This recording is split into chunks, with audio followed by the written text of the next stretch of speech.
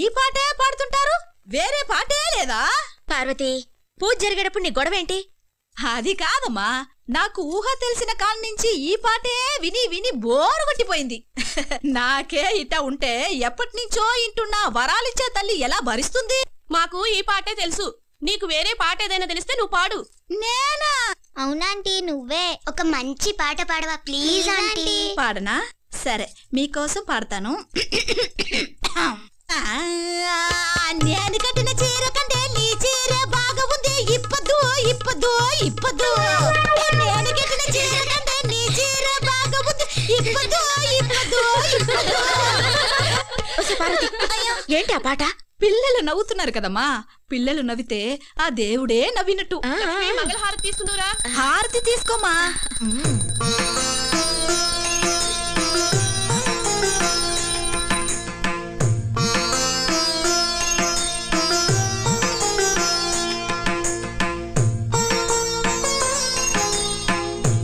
పార్వతి, ఇలారా. సరే. అదేంటమ్మా, పెళ్లి పేటాకులు లేంది, దానికెందుకు తాంబూలం? తప్పమ్మా, అలా అనకూడదు. మనందరం మన భర్తలతో హాయిగా కాపురాలు చేసుకుంటున్నాం. కాని తను చిన్నప్పుడెప్పుడో స్నేహం చేసినవాడు. అతనున్నాడో లేడో తెలీదు. 25 ఏళ్ల నుంచి మనసులో మరొకడి ఊసు లేకుండా అతని కోసమే ఎదురు చూస్తోంది. అలాంటి పార్వతి ముత్తైదువులకే ముత్తైదువు. పార్వతి, నీ రాజా తప్పకుండా వస్తాడమ్మా. తీసుకో అమ్మా. తీసుకో పార్వతి, అక్క చెప్పింది అక్షరాల నిజం. అమ్మా లక్ష్మమ్మ తల్లి, ఇన్నాళ్ళు ఊరంతా నా రాజా రాడు రాడు అని హేళన చేస్తుంటే నాలోనే నేను ఏడ్చుకునేదాన్ని. ఇప్పుడు నీ చల్లని నోటితో వాడొస్తాడని పంచదార లాంటి మాట చెప్పావు. అమ్మా, నా ఆశకి కొండంత బలం వచ్చిందమ్మా. అమ్మా, నువ్వు నిండు 100 ఏళ్ళు సుమంగలిగా ఉండాలమ్మా, సుమంగలిగా ఉండాలి. లే పార్వతి, ఏడోకో, ఊరుకో. మొత్తానికి పద్మశ్రీ అవార్డు తీసుకున్నా. ఏదో లేరా, నేనేదో గొప్పగా సమాజ సేవ చేశానని గవర్నమెంట్ నాకు ఆ బిరుదు ఇచ్చింది. అది సర్లే గాని, ఇంతకీ పెళ్ళిళ్ళ సంగతి ఏం చేసావు? మేము అదే ప్రయత్నంలో ఉన్నామయ్యా. అయినా పిల్లల ముగ్గురు మొన్నే కదా అమెరికా నుంచి వచ్చారు. త్వరగా ముహూర్తాలు పెట్టించరా బాబు. అవతల మా ఆవిడ పిల్లల పెళ్ళెప్పుడని నా ప్రాణం తీస్తా ఉంది. Hi Anju, I love you. నమస్కారం అండి. ఈ పొలిటికల్ బుద్ధి పోనించుకున్నావు కదరా. కుక్క బాగున్నా సరే దానికి కూడా నమస్కారం పెడతావు. వాళ్ళు ఎవరనుకున్న నమస్కారం పెట్టా? నిన్నే హాయ్ అంటున్నారంటే నీకంటే పెద్ద స్టేజ్ లో ఉన్నాను అనుకున్నాను. ఆ స్టేజ్ ఏం కాదు, ప్లాట్ఫార్మే. వాళ్ళు మన ఫ్యాక్టరీలో వర్కర్స్. ఇంకో అబ్బాయిలో ఇతను నా ప్రాణ స్నేహితుడు, కాబోయే వియ్యంకుడు. ఏంట్రా లుక్కు? నమస్కారం చెప్పండి. నేను వెళ్ళొస్తారా, నాకు అర్జెంట్ పని ఉంది. మంచిదిరా, పెళ్లి వ్యవహారంలో నువ్వేం కంగారు పడబాక. వారం 10 రోజుల్లో సెటిల్ అయిపోతుంది. అలాగే వస్తాను. వెళ్ళు బాబు. సత్యం శివం సుందరం, మన ప్లాన్ ప్రకారం కాకుండా ప్రేమ వ్యవహారంలో మా అమ్మాయిలతో మీరు చాలా దూరం వెళ్ళారు. ఇంకా న్యూట్రల్కి వచ్చి రివర్స్ గేర్ వేసి పక్కా విలన్లా ప్రవర్తించి ప్రేమకి ఫుల్ స్టాప్ చెప్పండి. ఈ దెబ్బతో నా కూతుళ్ళు, డాడీ మాకు జ్ఞానోదయం అయిపోయింది, మాకు ప్రేమ పెళ్లిళ్ళు వద్దు, నీ ఇష్ట ప్రకారమే అరేంజ్డ్ మ్యారేజ్ చేసుకుంటామని నా కాళ్ళ మీద పడాలి. అండర్స్టాండ్? అబ్బా,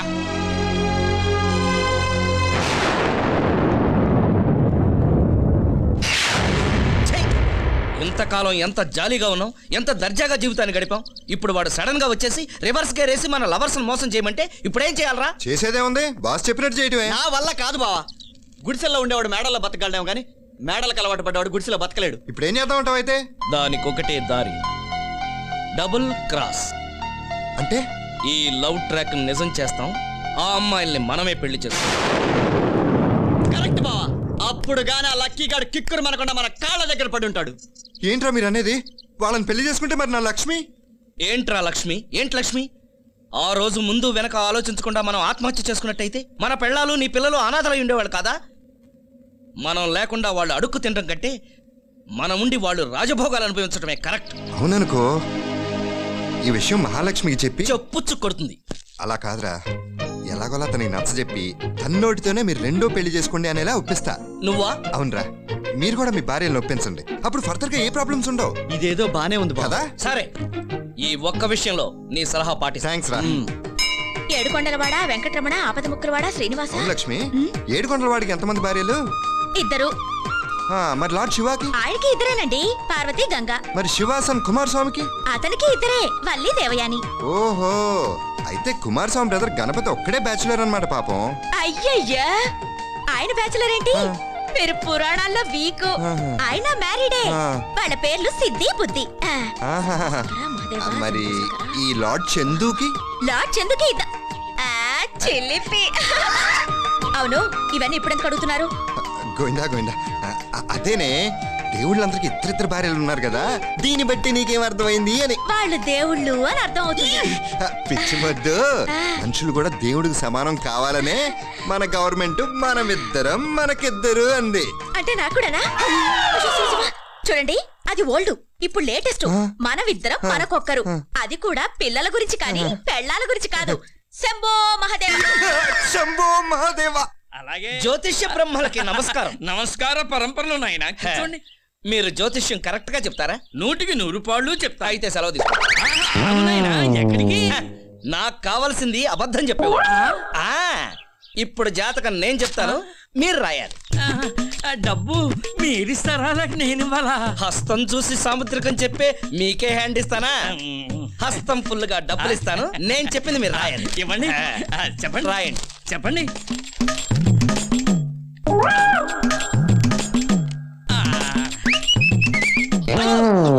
సార్ మీరా? ఇప్పుడు మేము మిస్సెస్ గారిని ఇంటికి డ్రాప్ చేస్తున్నాం సార్. Thank you. ఏంటి, నువ్వు కూడా జాతకం చెప్పించుకోవడానికి వచ్చావా? ప్రస్తుతం నీ టైం బ్యాడ్ టైం, వెళ్ళు. అయ్యా, ఇప్పుడు మీ జాతకం మీరే చెప్తారా లేక నేను చెప్పాలా? మీరే సెలవు.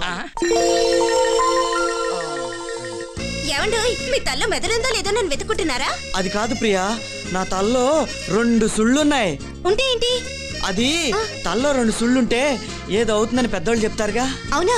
ఆ అయితే మా అమ్మని అడుగుదాను రండి. అమ్మో, మీ పోలీస్ అమ్మనా? వద్దులే, అయినా ఈ మాత్రం దానికి ఎస్టీడీ చేసి అడగాల ఏంటి? ఎస్టీడీ ఎందుకండి? మా అమ్మకి ట్రాన్స్ఫర్ అయ్యి స్వయంగా ఇక్కడికి వచ్చేసింది. ఏమొచ్చిందా?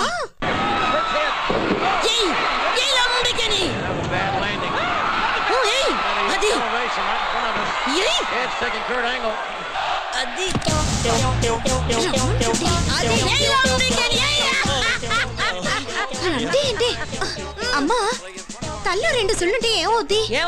2 పెళ్ళిళ్ళు అవుతాయి.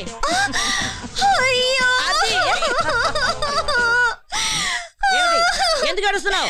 ఆయన తల్లో 2 సుళ్ళున్నాయంట. ఏం అల్లుడు? అవునత్తమ్మా, ఇందాక తల్లో 2 సుళ్ళు చూశాను. నువ్వేం ఫీల్ అవ్వకమ్మా, ఆ 2 సుళ్ళు సాయంత్రానికి ఉండవు. పుట్టుకతో వచ్చినవి ఎలా పోతాయమ్మా? ఓసి పిచ్చి తల్లి, సమర్థించే పెళ్ళామే ఉంటే 2 సుళ్ళేం కర్మ. ఇలాంటి వాళ్ళకి తల నిండా పుట్టుకొస్తాయి. నీకెందుకు, నిశ్చింతగా ఉండు. ఏంటండోయ్, ఈ రోజు తెగ షాపింగ్ చేయించారు. అడగకుండానే రెస్టారెంట్ కి తీసుకొచ్చి కాకా పడుతున్నారు. అదే నీకెలా చెప్పాలో నాకు అర్థం కావట్లేదు వసు. ఇది చూడు. ఏంటి జాతకంలా ఉంది? ఎవరిది? నాదే. నేను ఒక 3 నెలల్లో చనిపోతానంట. నేను అర్ధంతరంగా చనిపోకుండా ఉండాలి అంటే అర్జెంటుగా 2వ పెళ్లి చేసుకోమన్నారు. 2వ పెళ్ళా? అవును, లేకపోతే నువ్వు విధవరాలు అయిపోతావు కదా, అది నా బాధ. భలేవారే, నేనెందుకు విధవనవుతానండి? మీరు పోగానే ఇంకో పెళ్లి చేసుకున్నారు. పైగా వాడితోనే మీకు పిండం కూడా పెట్టేశాను. ఆయనే నన్ను డిస్టర్బ్ చేస్తున్నారు. ఏమైంది మేడం? అది తెలుసుకోవడం అంత అవసరమా? తెలుసుకోనివ్వండి. రేపు మీరు పోతే మనసులో బాగా చెప్పుకోవడానికి ఒక ఫ్రెండ్ ఉండాలి. ఈయన పోవడం ఏంటి మేడం? త్వరలోనే తను చనిపోయి నేను విధవనవుతాను. ఏంటి మ్యాచ్ అయింది? అదే మీతో పాటు నేను కూడా జాతకం చూపించుకున్నాను కదా. ఏం చెప్పారు? నాలో ఒక వీరశలింగం రాజా రామ్మోహన్ రాయ్ మూర్తి భవించి ఉన్నారంట. పైగా ఓ విధవరాల్ని మ్యారేజ్ చేసుకునే అదృష్టం కూడా ఉందట. మేడం, యూ డోంట్ వరీ, మీ ఆయన పోయినా పర్లేదు. నీ జాతకంలో నువ్వెప్పుడు చచ్చిపోతావు అడిగావా? ఓ షట్, అదొకటే మర్చిపోయా. ఇప్పుడే కనుక్కొని వస్తా. అక్కర్లేదు. సార్ శివశివా, తీసుకోండి. వెంకటేశ్వర దేవా. ఏం లక్ష్మి, పూజలన్నిటికీ ఫుల్ స్టాప్ పెట్టేశావా? అయ్యో, నేను అలాంటి పాపం చేయనండి. మరి ఫోటోలన్నీ ఎందుకు తీస్తున్నావు? అన్ని ఫోటోలు కాదండి, 2 భార్యలున్న దేవుళ్ళ ఫోటోలు మాత్రమే. వీటిని హుస్సేన్ సాగర్లో నిమజ్జనం చేసిరండి. ఆగండి, ఆగండి. ఆంజనేయ స్వామి ఫోటో ఎందుకు తీస్తున్నారు? ఆయన బ్యాచిలర్ కదా. కాబట్టే. బ్యాచులర్లు పెళ్ళైన వాళ్ళ ఇంట్లో అస్సలు ఉండకూడదు. Correct correct. ఇక నుంచి ఈ ఇంట్లో పూజలు అందుకునే దేవుడు ఒక్కడే. రామాయ రామభద్రాయ రామచంద్రాయ వేదస్సే రఘునాథాయ నాదాయ సీతాయపతియే నమః. జయ జయ రామ జానకి రామ జయ జయ రామ సీతారామ జయ జయ రామ జానకి రామ. ఎంత ఘోరం! డైలీ పూజ చేసే దేవుళ్ళకి ఏకంగా గేట్ పాస్ ఇచ్చేసిందన్నమాట. అవునరా. అవును, మీ ఆవిడే ఉంది? నా సంగతి ఎందుకు అడుగుతావులే. అవును, ఇంతకీ మన కామేష్ గారి సంగతి ఏంటి? వాడో పెద్ద కిల్లాడిరా. ఏదో మాస్టర్ ప్లాన్ వేసి వాళ్ళ ఆవిడని పడగొట్టేసి ఉంటాడు. అరే, ఆ సెంటర్ ఫిగర్ మన కామేష్ గారి లాగా లేడు? వాడేరా. ఏంట్రా హెల్మెట్ వేసుకొస్తున్నాడు? హెల్మెట్ కాదు, ఏకంగా గుండె. గోవిందా!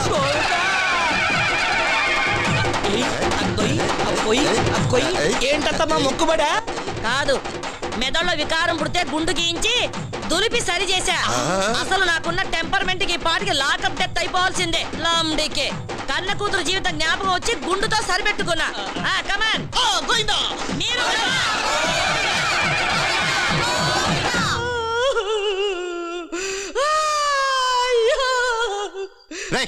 ఆపరా గుండు. హ్యాపీగా కాపురాలు చేసుకునేవాళ్ళం. అనవసరమైన ఆశలకు పోయి ప్రాణాల మీదకి తెచ్చుకున్నాం. అసలు ఇదంతా నీ సలహా వినడం వల్లే వచ్చింది. లేకపోతే జాలీగా ఉండేవాళ్ళం. వాళ్ళు ఒప్పుకోకపోతే మనం ఏం చేస్తావురా? ఇంట్లో ఫుడ్ బాగోలేదని హోటల్లో తింటాం మానేస్తామా? పెళ్ళాలు వద్దన్నారని పెళ్లి మానేస్తామా? సస్తే మానం. నాకు నా పెళ్ళంతో కంటే ఆ మందుతోనే బాగుంది. మరి నా లక్ష్మి పాపం అమాయకురాలు. ఎప్పటిలాగే నిన్ను శ్రీరామచంద్రుడు అనుకుంటుంది. కానీ మనం మాత్రం ఇంట్లో రామయ్య వీధిలో కృష్ణయ్యలాగా నీ పెళ్ళానికే కాదు మా పెళ్ళాలకు కూడా తెలియకుండా సీక్రెట్ గా ఇద్దరిని మెయింటైన్ చేస్తాం. అదెలా కుదురుతుంది? ఆటోమేటిక్ గా కుదురుతుందమ్మా. చూడు, స్విమ్మింగ్ పూల్ లో ఈత నేర్చుకుని గోదావరిలో ఈత కొట్టే రోజులు కావివి. ఏకంగా గోదావరిలోకి తోసేస్తే దానంతటా అదే ఈత వచ్చేస్తుంది.